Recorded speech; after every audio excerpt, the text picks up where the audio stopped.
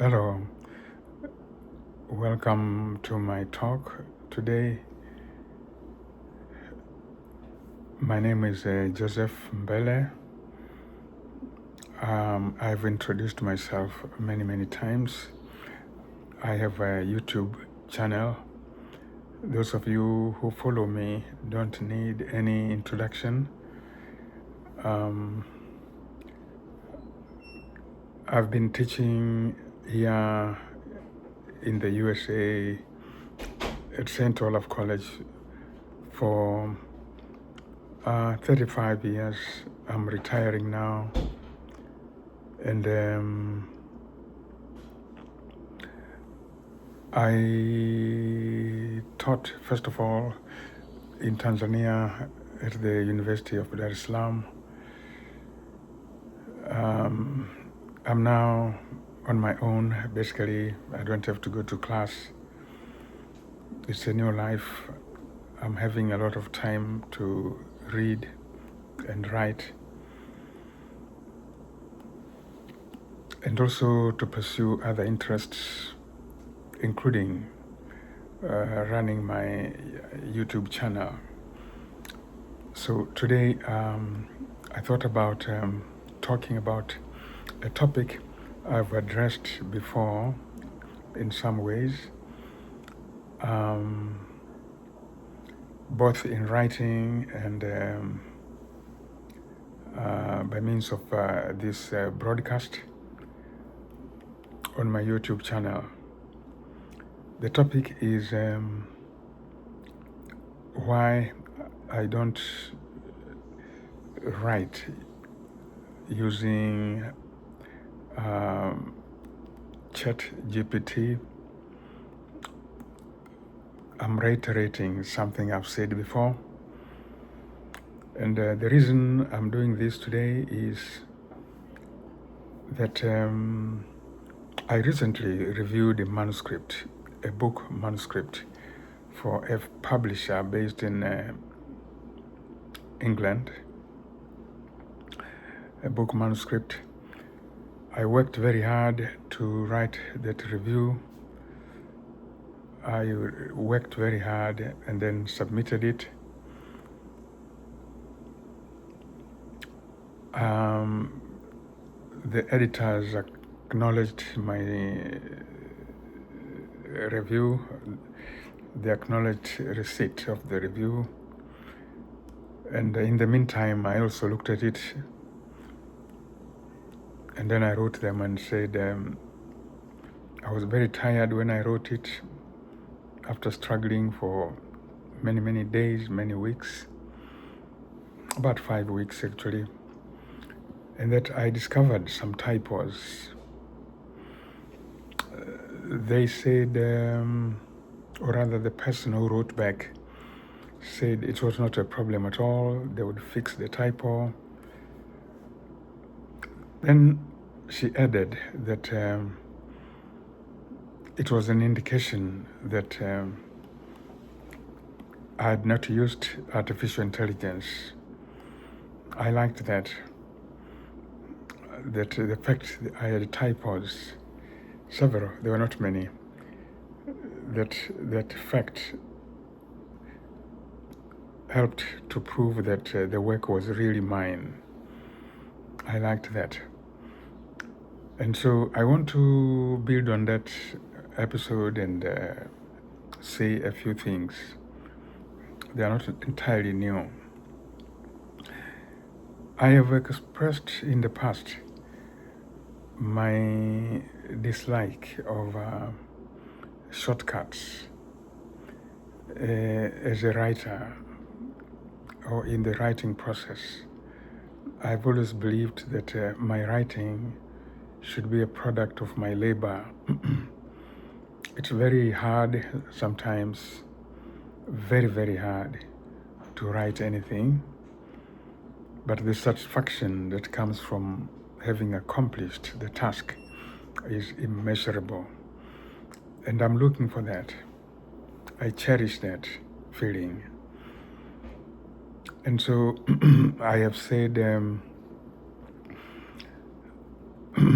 In terms of my books, for example, let me get them here.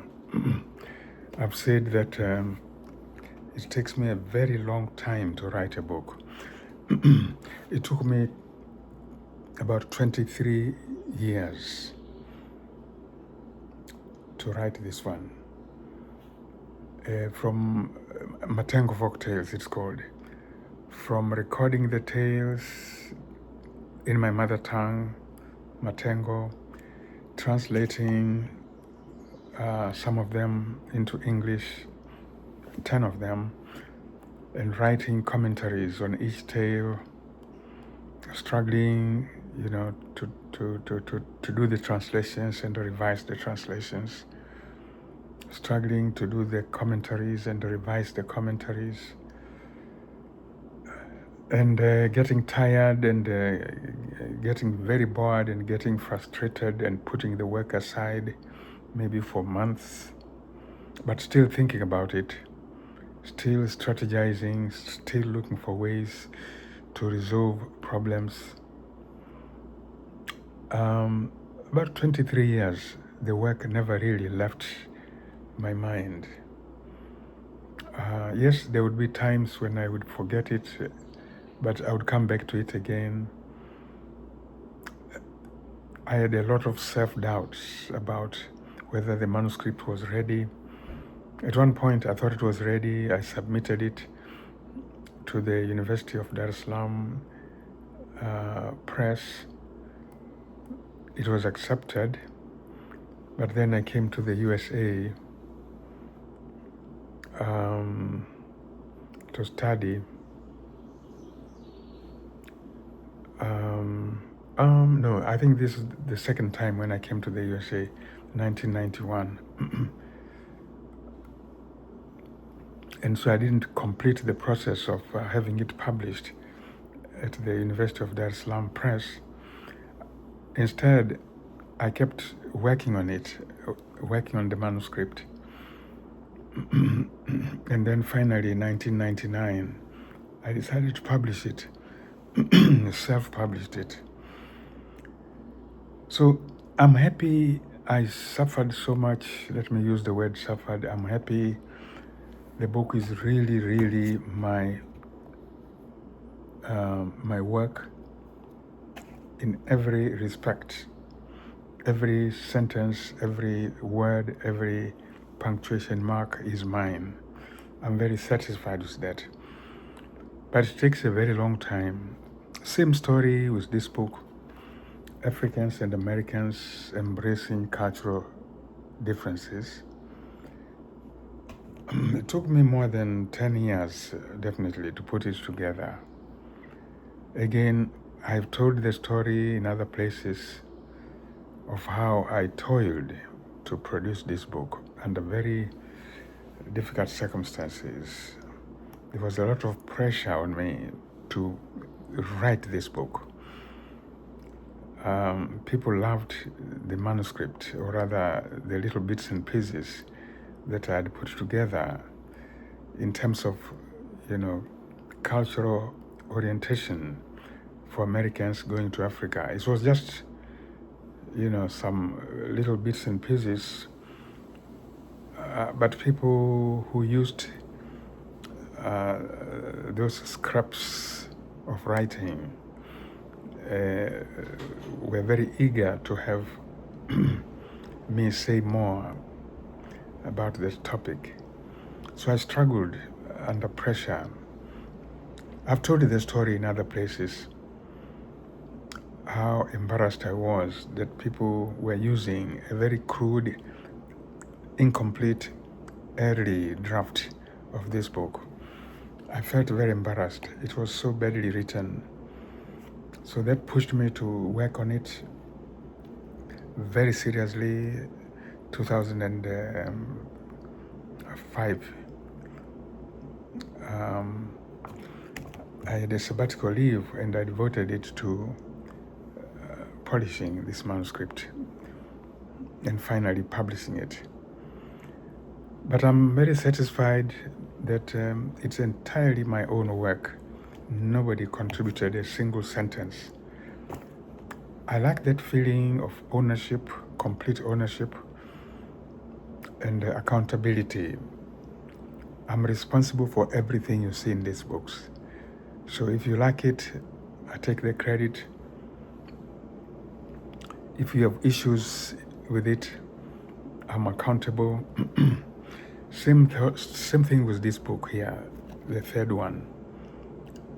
Chickens in the Bus, More Thoughts on Cultural Differences.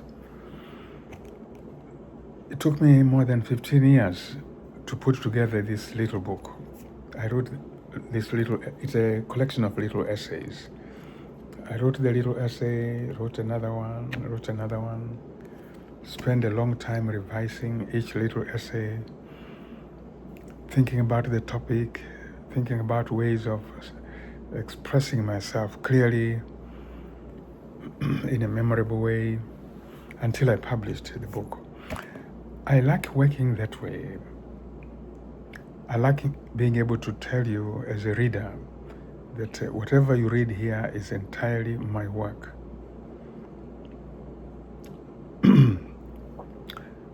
And so there's new technology, ChatGPT, things like that.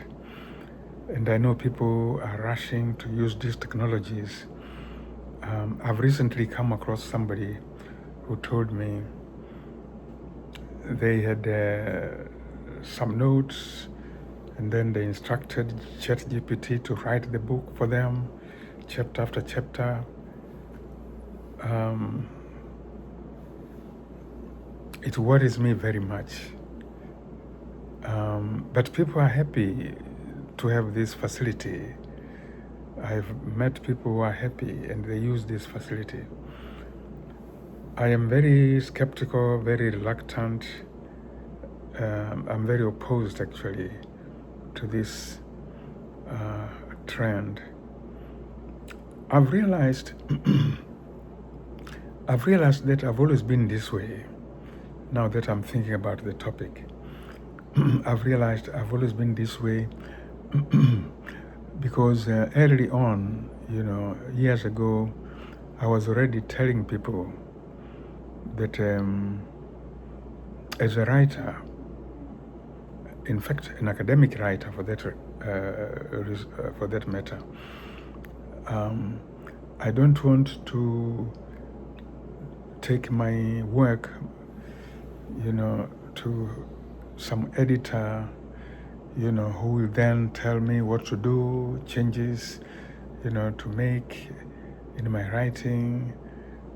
I also said I don't like the idea that academics, scholars, researchers like me, you write a manuscript, you submit it to a publisher, and they have editors who basically might change what you wrote.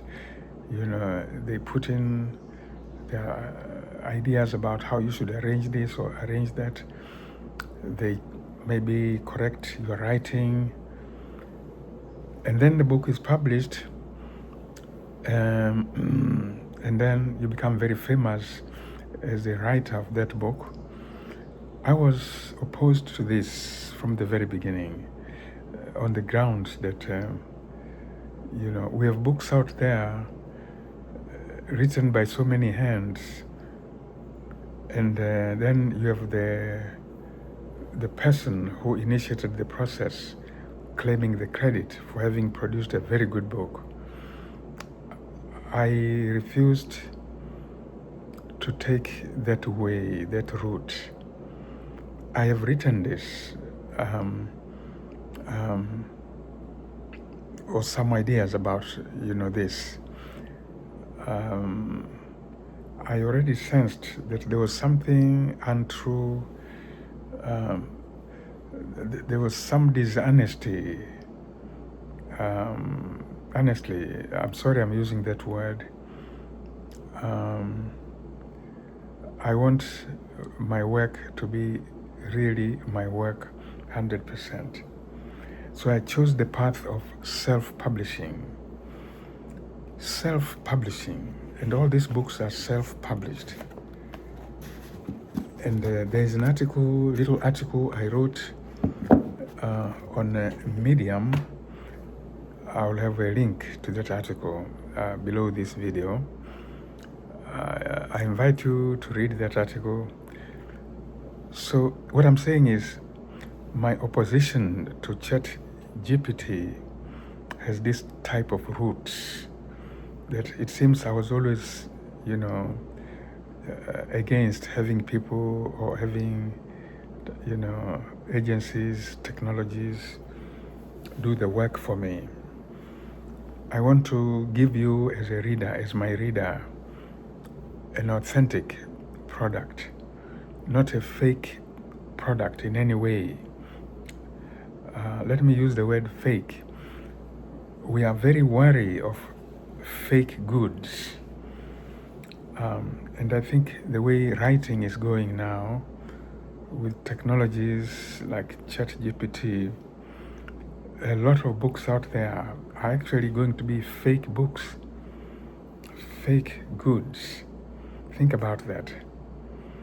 So I'm just confirmed, in my beliefs, or my beliefs have been confirmed, or I'm getting more and more evidence that my initial stance, was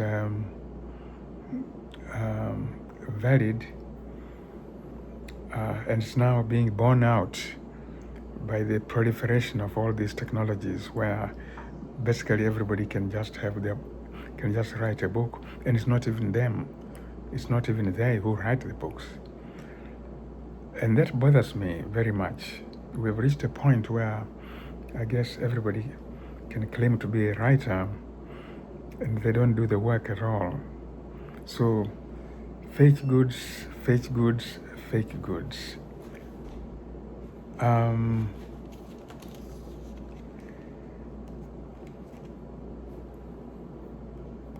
I don't know whether there are any ways in which I might be willing to use ChatGPT. I've realized there are some benefits in terms of looking for information or obtaining information. I can easily find information. But other than that, I want to do the work myself. And my inspiration includes Ernest Hemingway, who talked about writing a lot, the process of writing. And he confessed that sometimes writing can be easy, but sometimes it's very tough, very hard, like breaking rocks. That's his phrase. And so he toiled a lot revising his works, short stories, paragraphs, novels. He struggled a lot even constructing titles for his works, titles for the books. I went to the JFK Library in Boston for research on Hemingway.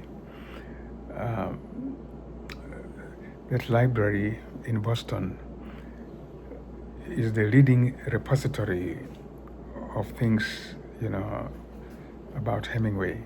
Manuscripts, photographs, reports, letters. And I saw, the many attempts Hemingway made to give a title, say, to a novel or to a short story. You could see how hard he worked, to reach a point where he was satisfied with his writing. But it was entirely his work. That's what's good about it.